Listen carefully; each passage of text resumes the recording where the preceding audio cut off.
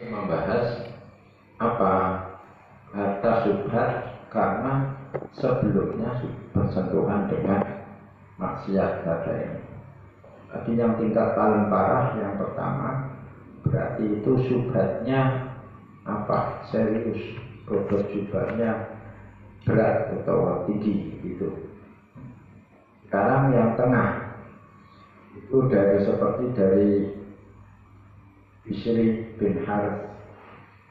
Beliau ini tidak mau minum dari sungai yang digali oleh raja-raja zalim, karena sungai itulah yang bisa mengantarkan air kepada dia untuk diminum. Jadi orang dulu minumnya dari sungai. Nah kasusnya Bisri ini ada sungai dulu digali oleh si khalifah atau sultan yang zalim itu. Akhirnya dia tidak mau minum dari air aliran sungai itu, atau kalau kecil irigasi lah. Itu salah lagi misalnya siapa yang diterangkan di sini. Imam Bishr tadi ya. Kata ada ulama lain itu tidak makan dari anggur yang disirami dengan irigasi yang menggali irigasinya itu sultan-sultan, raja-raja, khalifah yang zalim. Nah, ini bobotnya lebih ringan dibandingkan tingkatan pertama tadi, gitu. Karena apa yang tingkatan pertama itu tadi gampangnya kambing makan harta haram, gitu ya. Tapi ini itu apa? Tanaman ya yang digali, yang disirami atau manusia, ada air yang mengalir atau disiramkan ke tanaman atau diminum mandok pada binatang. Itu air berasal dari sungai yang digali oleh sultan yang zalim. Berarti apa? Ada sultan zalim membuat irigasi, menggali sungai, terus mengalirkan air. Ini kita tidak minum dari air ini, tidak makan dari buah yang disirami dari aliran sungai atau irigasi ini. Berarti ini ada sentuhannya agak jauh. Yang pertama itu kan kambing makan rumput haram. Berarti rumput haram ke kambing, kita makan kambing. Berarti apa? Kita sebut langsung rumput haram dimakan kambing, kambing kita makan atau kita minum susunya. Ini dekat sekali antara kita dengan rumput haram, itu dekat, gitu ya. Hanya ada syatur atau tanda. Tapi yang ini kan tidak. Yang ini itu ada rangkaiannya, itu tambah lagi apa? Ada raja zalim menggali sungai. Sungainya ada aliran air, kita tidak minum air ini.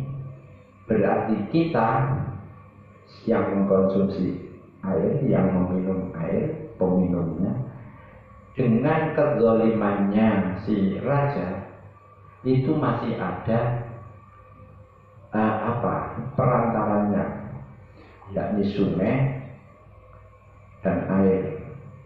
Kezaliman raja itu kan bukan rajanya ya, perbuatan zalimnya dia melekat menangkap di raja. Berarti ada kezaliman ke raja, raja gali pabrik, gali sungai, mengalirkan air, airnya sampai ke kita. Jadi ini tidak langsung. Makanya bobot syubhatnya lebih rendah, lebih ringan. dan syubhatnya ringan kok kita hindarkan, berarti lebih wirai dibandingkan yang syubhatnya lebih berat.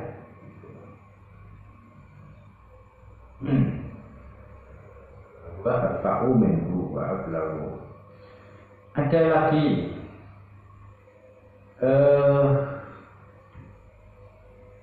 ada Imam Dinun. Beliau itu di penjara, ya apa istilahnya?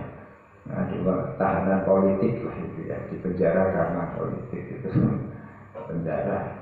Nah, kan di penjara itu dapat jatah makan. Dia tidak mau makan jatah dari penjara. Kenapa? Karena menurut dia yang membawa makanan sampai kepada dia itu adalah ya bisa jamin adalah sipir yang membawa itu tangannya sipir. Makanan ini sampai ke dia itu bersentuhan dengan sipir yang zalim. Berarti dia kalau makanan gitu ya, makanannya halal ini, makanannya halal, terus bersentuhan dengan si sipir yang zalim. Sipir yang zalim ini kezalimannya apa? Dia zalim makan harta haram dan itu, terus dia punya energi untuk membawakan makanan disuguhkan, dijatahkan kepada Imam Dinun. Jadi haramnya itu makanannya si sipir, jatah dari penjara halal. Dan makanannya sipir ini kan sudah hilang, terus berubah jadi energinya sipir itu. Karena menganggap sipir ini zalim, makan dari haram, dia tidak mau makan dari situ gitu.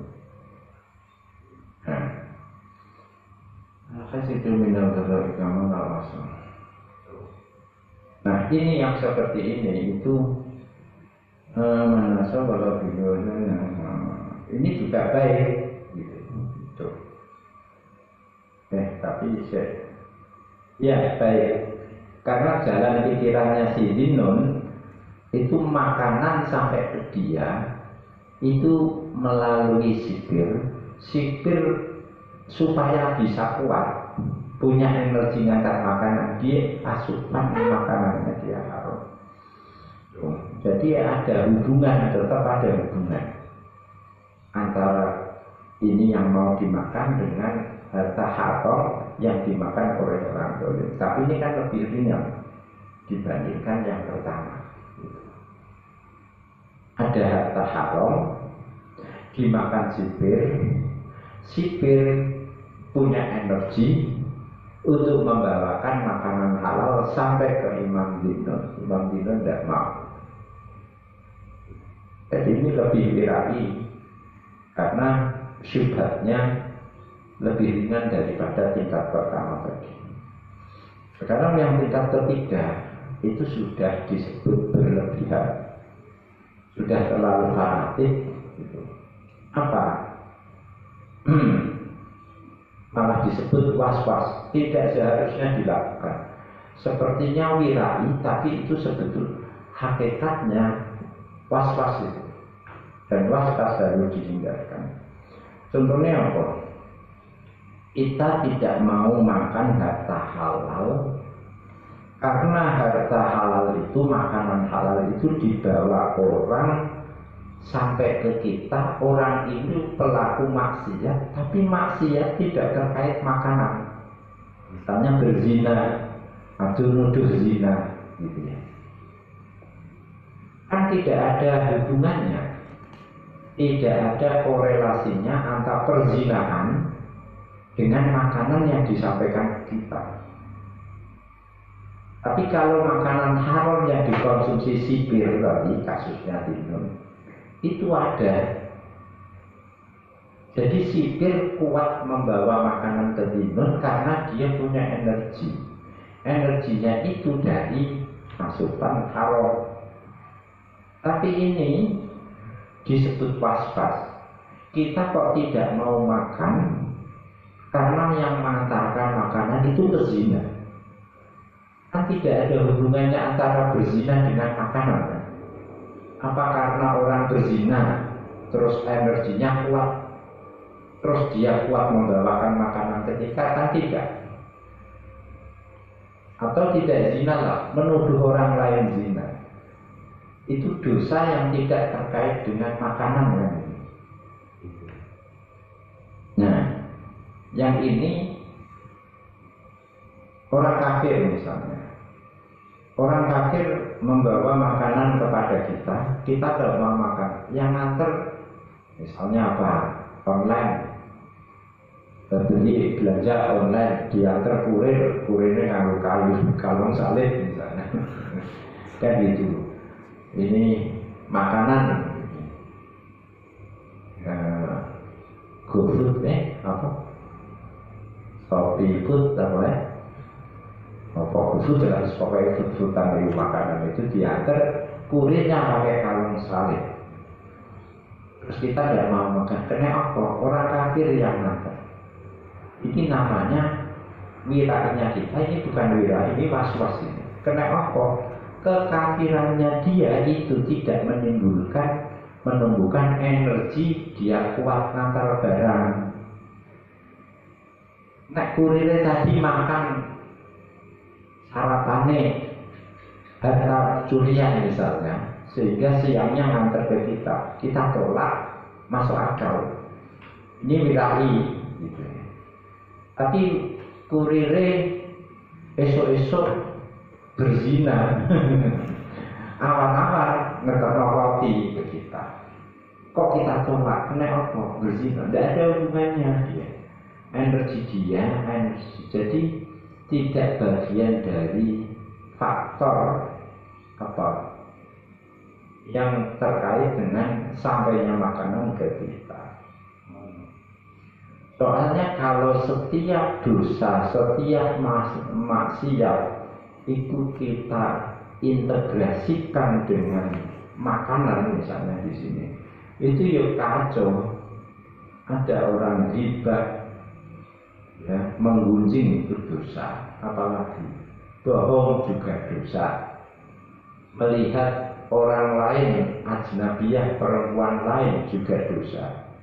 Ngantar makanan ke kita tolak. Kenapa? Karena itu pelaku dosa. Itu namanya was-was, bukan wirai. Atau wara'ul muwaswas. Berarti keliru itu. Kalau itu dituruti, wah celaka sekali itu. Layak itu mana-mana akan kita tengok sesuatu mau dikandungkan. Berarti dia seperti yang dilakukan di Nun tadi benar. Benar lagi tadi yang dilakukan Imam Bishr. Imam Bishr tadi kasusnya apa? Imam Bishr itu tadi kasusnya menggembala tadi ya. Menggembala kambingnya tidak. Kambingnya nyebrang makan di bumi larangan. Bahwa hidup sebagai diri lahir.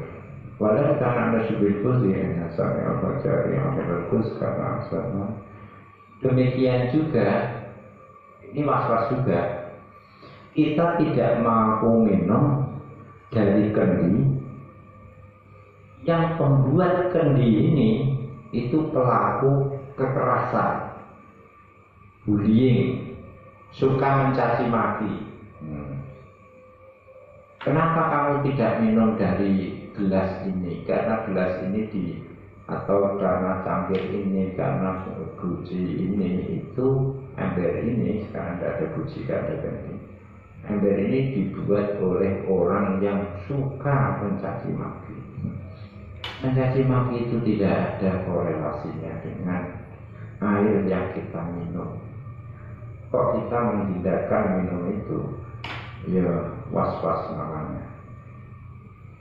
Walau namin lahmisat dan sakwa kafiro ada abadu ben. Sekarang kita bandingkan kasus Dinun tadi, ya. Dinun tadi tidak mau makan karena dibawa oleh sipir zalim.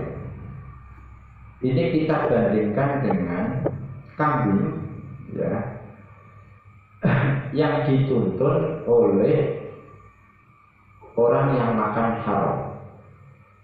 Ini juga beda nih, bobot subatnya beda. Saya ulang.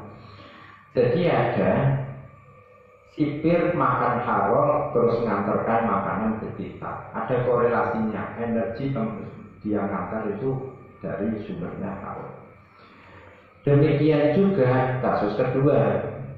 Kasus kedua ada kambing dituntun oleh orang yang makanannya haram seperti sipir tadi. Nah, masa itu kita makan dagingnya kambing ini makruh, gitu. Tapi bobot subhat ini daging kambingnya kita bukan makruh. Kita hukumnya tidak sedang menghukumi makruh atau mubah atau haram, ya. Tapi tingkat subhatnya beda. Subhatnya makanan yang dibawa sipir itu lebih besar, lebih berat, berbobot dibandingkan subhatnya daging ini, daging kambing ini. Kenapa? Karena kambing yang namanya kambing itu dia punya kehendak. Jadi orang makan haram terus nuntun kambing disembelih, kita makan secara halal, ya, disembelih. Itu hanya problemnya ini yang nuntun itu tadi pernah makan haram. Kita bandingkan dengan sipir yang makan haram. Ini bobotnya lebih berat mana? Lebih berat sipir. Kenapa? Karena sipir itu makan haram, dia makan punya energi terus mengantarkan makanan kita. Tapi kambing ini itu dituntun oleh orang makan haram, terus nuntun kambing, bukan membawa, ya.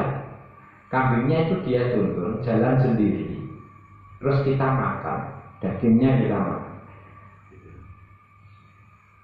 Atau kita, ya, kambingnya hidup, terus kita sembelih, kita makan. Nah, itu lebih ringan. Kenapa?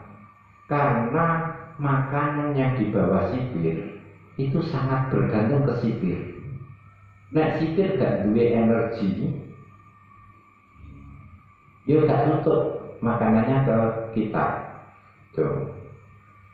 Sementara kalau kambing itu jalan sendiri, sing nuntun itu hanya ngarah-ngarahkan saja.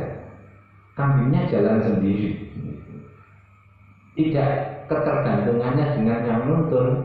Itu tidak seperti ketergantungan makanan di tangan sipir ini.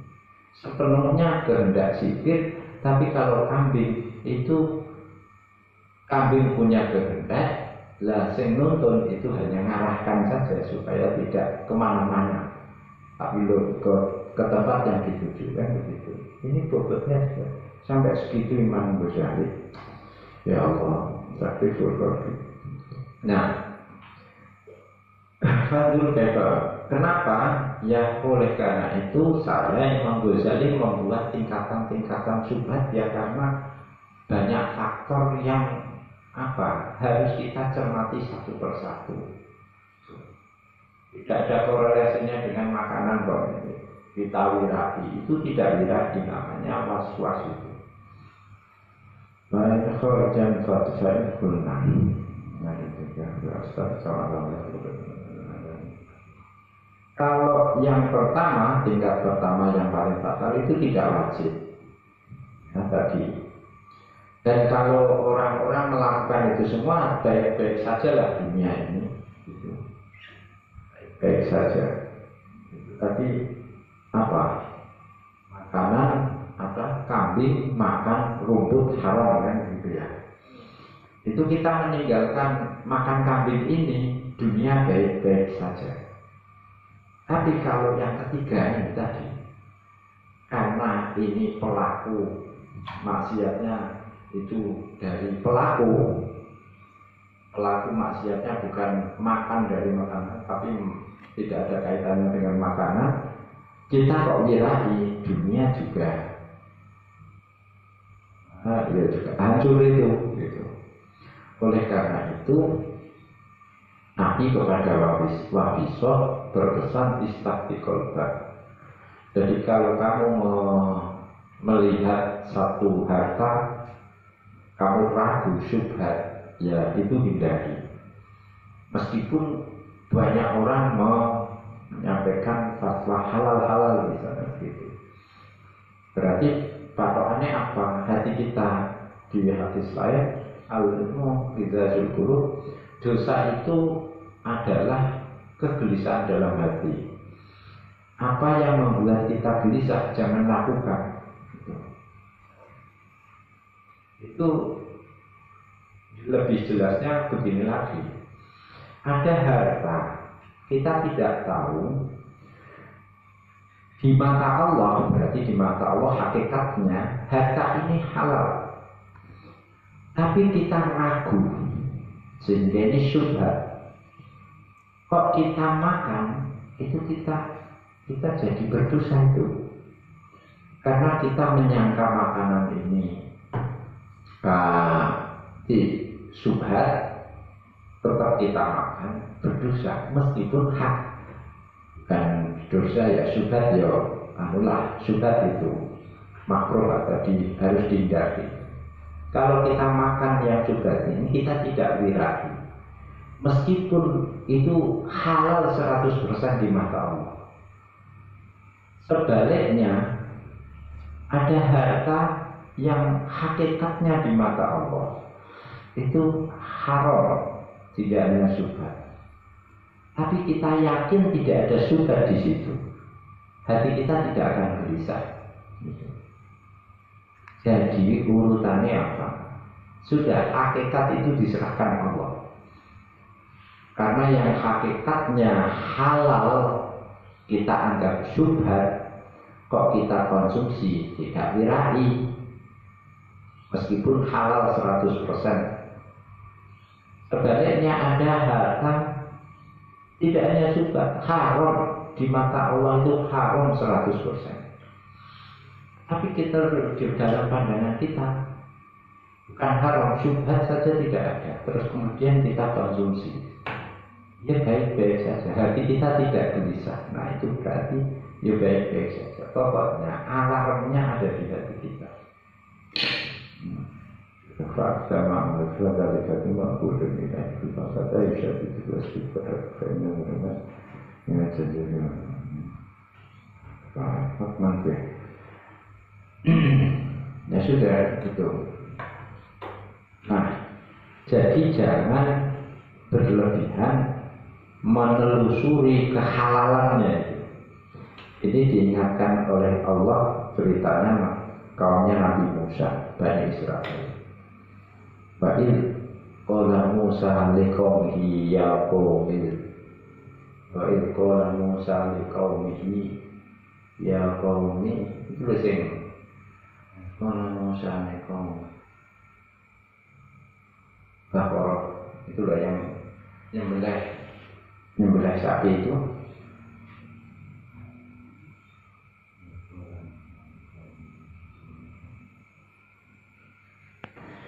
Qala Musa liqaumihi ya qaumi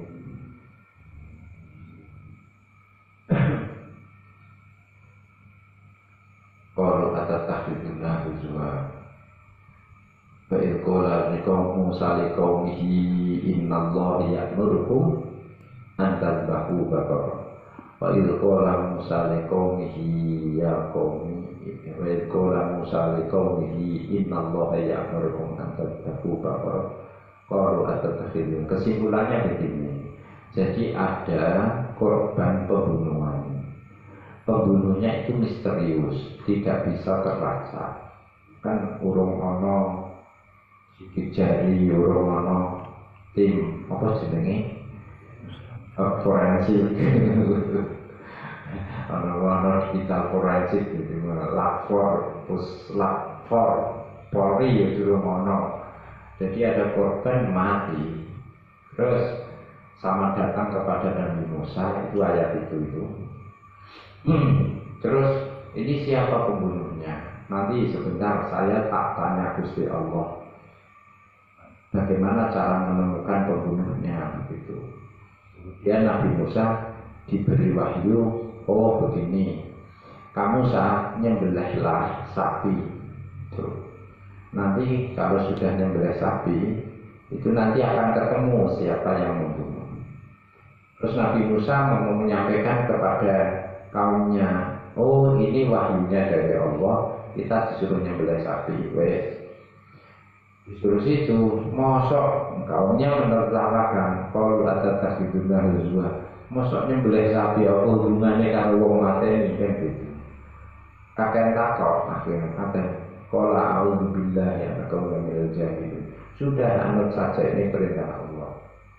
Terus kemudian kaumnya kan ya sudah kita ikut, sapinya yang bagaimana?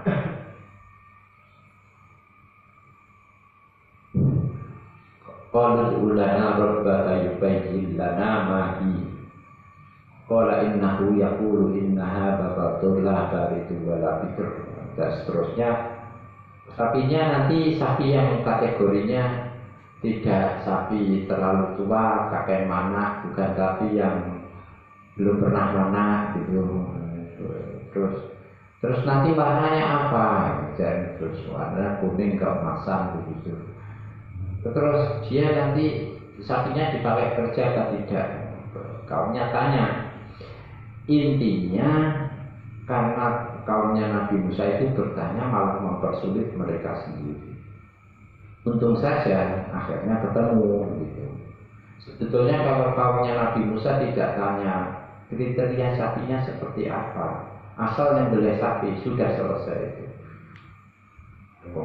Nah karena bertanya malah mempersulit, untungnya masih ketemu itu. Nah terus kemudian sapi disembelih, buntutnya pada bahuha gitu dan disembelih. Terus kemudian disabutkan kepada korban pembunuhan tadi, terus dia berubah jadi hidup. Ketika ditanya siapa yang membunuh kamu, yang membunuh saya apa? Ipar apa? Ariel. Pokoknya keluarga dekat, ipar atau paman tadi itu. Terus habis menjawab itu mati lagi dia. Ternyata gegernya lebih kepada sapinya itu. Harusnya asal ada sapi ya wis golek sapi gitu. Itu sudah kemarin itu terkuat misterinya. Ya karena tanya itu lah diumumkan kemana-mana. Sapi cari gitu, sapi dengan kriteria ini begitu. Ya angel, untungnya masih ada itu.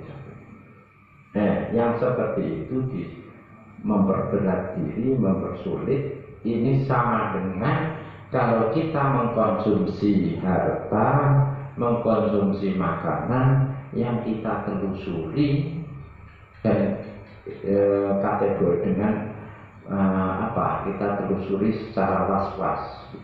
Orang hubungannya makanan kita ini dengan perbuatan maksiat. Kalau ada hubungannya ya berarti, kalau tidak ada hubungannya kita hubung-hubungkan namanya was-was. Ini seperti Bani Israil. Dan yang